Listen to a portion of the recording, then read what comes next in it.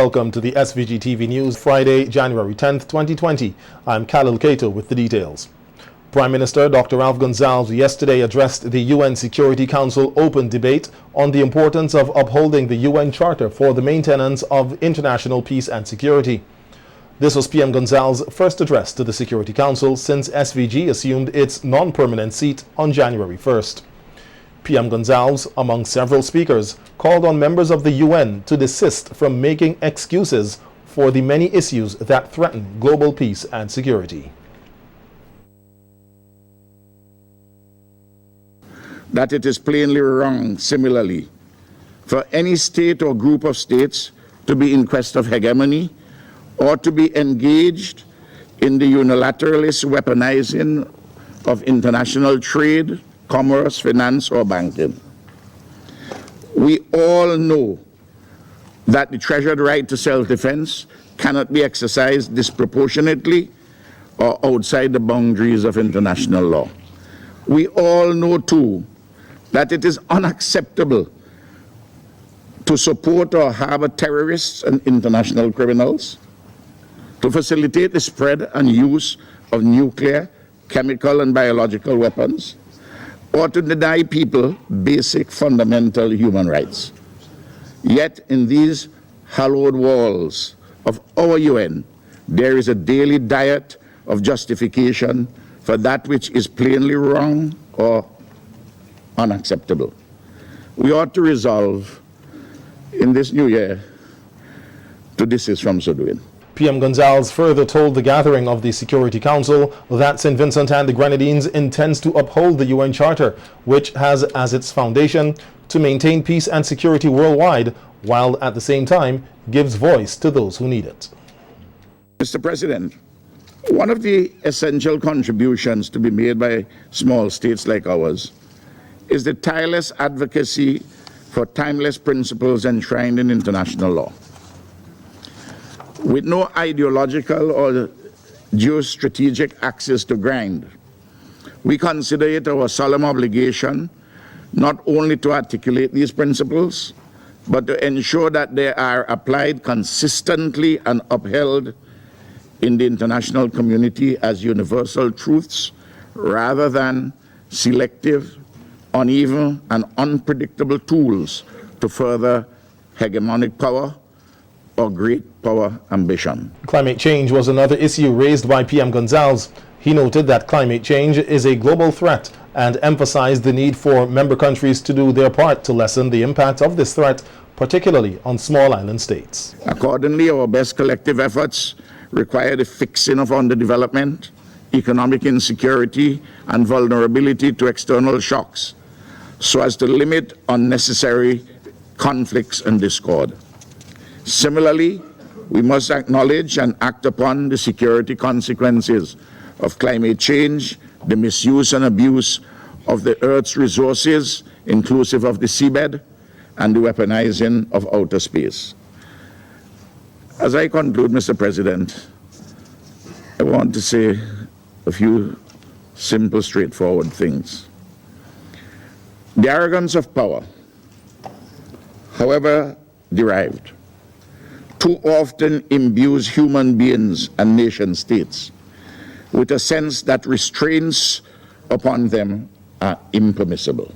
Earlier this week, SVG's second deputy permanent representative to the UN, Dr. Halima Dishong, delivered a statement at the UN Security Council briefing on the United Nations Office for West Africa and the Sahel, UNOWAS. Meanwhile, the Prime Minister called into WeFM 99.9 today, where he gave a synopsis of his meetings held with top officials and leaders at the UN General Assembly, which he said was possible because of SVG's tenure as a non-permanent member of the Security Council. The permanent representative wanted to talk to us about the border crossing in Syria, with some humanitarian issues. And we had bilaterals with Vietnam, with Nicaragua, under Mary Robinson, former president of Ireland, who now heads what is called the Elders Group. She was given an invitation to speak to the Security Council. meeting yesterday, and a private bilateral with the Secretary General Antonio Guterres, Secretary General of the United Nations, and then there's a luncheon. They've instituted a luncheon for members of the Security Council. He noted that SVG's permanent representative to the UN, Her Excellency Rhonda King, was chosen to be a part of the Food and Agricultural Advisory Group, which is another achievement for SVG.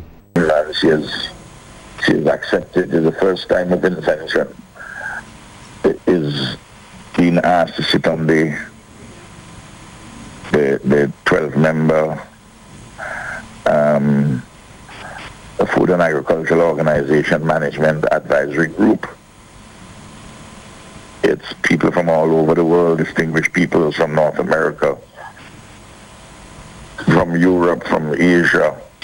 This is by the Director General of the Food and Agricultural Organization, which you know is an agency of the United Nations. It's headquartered in Rome. The Director General said, I will count on your frank advice and positive feedback in supporting the FAO to further strengthen its activities to assist countries in realizing the potential of their agriculture and food systems. With this being an election year, the two main political parties here are confident of a victory at the polls. General Secretary of the ruling Unity Labour Party, Julian Francis, said the opposition New Democratic Party, NDP, has no chance of winning. The feel on the ground tells me that NDP has lost ground between 2015 and now. The change in leadership didn't help their image. In fact, I think it worsened their image. And their public pronouncements and speeches, and they went to New York for a town hall meeting, and in answer to one question, Mr. Friday tells the fellow he'd have time to explain that. Just give me your vote and I can tell you what we could do. And I'll show you what we could do. People don't look for vote that way, and people don't take that way to a political party. So I think that the NDP is on a downward slide since the change of leadership. Everybody was criticizing Mr. Eustace and time to change him. And Friday's a man. Well, maybe he only operates on Fridays. But the town hall meeting in New York was not on a Friday. Leader of the NDP, Dr. Godwin Friday, said he is confident of a resounding victory for the NDP at the polls. Our goal is to win the election in 2020. And nothing is going to stand in the way of the will of the people of St. Vincent and the Grenadines. Meet them. For myself personally, I'm going to continue to walk about, campaign to go and meet Vincentians all over the country. And this is something that I believe is essential. If you want to represent people, you have to know where they are, you have to meet them where they are, you have to understand what they're feeling, and give them the confidence that you not only understand what they are going through, but that you will do something about it. And I believe that's why people are coming towards the New Democratic Party, because we have done so. I have done so in my campaign since I've been the leader of the party all over the country, and we continue to do that. Of course, immediately we're preparing for the budget, which comes up sometime. Meanwhile, Dr. Friday says once voted into office, they will continue with the developmental projects that the ULP government has started, but they first have to be properly examined. It's election year, right? So you're going to have all kinds of projects going to come. They're going to announce that they have $300 million of capital spending. They can't implement that because they don't have the infrastructure for doing it, But the projects that, the geothermal project, we have said that we support that project. I hope it succeeds, because if it's going to bring cleaner and cheaper energy to St. Vincent and the Grenadines, that's something that's good for all of us. And, so we will examine that project if the geothermal project will do that. And there have been some promises made, although there have been fits and starts. I hope that it succeeds, and certainly my government will bring it to a successful conclusion. Same thing with all the other projects. They're talking about moving the port and doing developments here and there and hotels and all that. The hotel things we do accept that we need hotel rooms on the mainland. Health Minister Luke Brown is in Abu Dhabi in the United Arab Emirates, representing SVG at the 10th session of the Assembly of the International Renewable Energy Agency, IRENA. On radio today, Prime Minister Dr. Ralph Gonsalves said SVG applied for funding from the grouping, and the Health Minister is on hand in the event the grant is approved. Meeting of IRENA, this is the International Renewable Energy Agency. But very importantly, I wanted the minister to be there just in case we get a project which we had applied for, 2.5 megawatt solar project in Beckway with a company in battery storage, the energy. In the original iteration, it was around 15 million, but the final submission we made about 12.5 million US. You know, the Abu Dhabi Development Fund, they have a number of projects which come to them on an annual basis, but they select on the nature or the basis of the project. According to the Prime Minister, the grant is specifically for the solar energy project in Beckway, which will be of great benefit for the residents. Now this big one in Beckway, we also apply for money as a grant from the Green Climate Fund. So, but they would only act, I've been advised, until after we see how much we are going to get maximum from the Abu Dhabi Development Fund. So this would make a big difference to the people in Beckway. I know that some persons would be saying that, you know, for Beckway, you know, the usual political thing. As you know, I represent every single part of St. Vincent and the Grenadines. Do my best with every single part of it.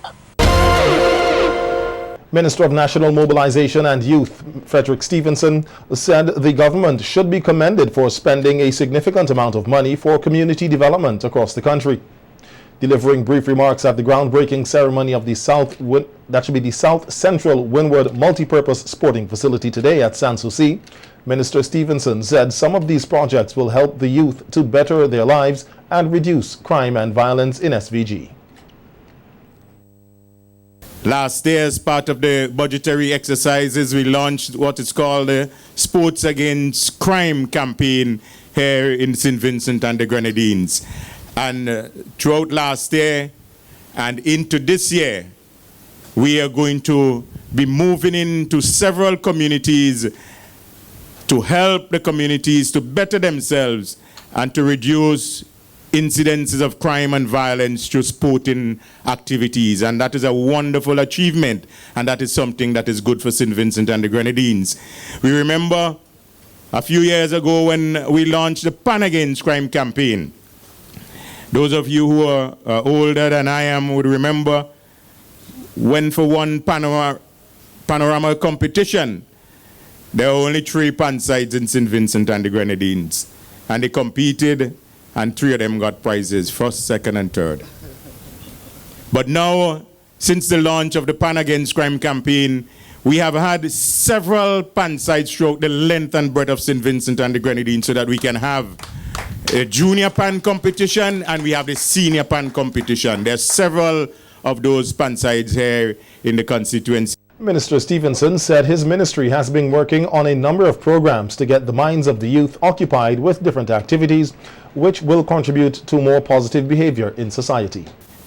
When young people are involved in activities of this kind of nature, whether playing football, basketball, lawn tennis, table tennis, athletics, we see what can become of them, and we can see the changes in communities where sporting disciplines are fully organized and integrated into the communities.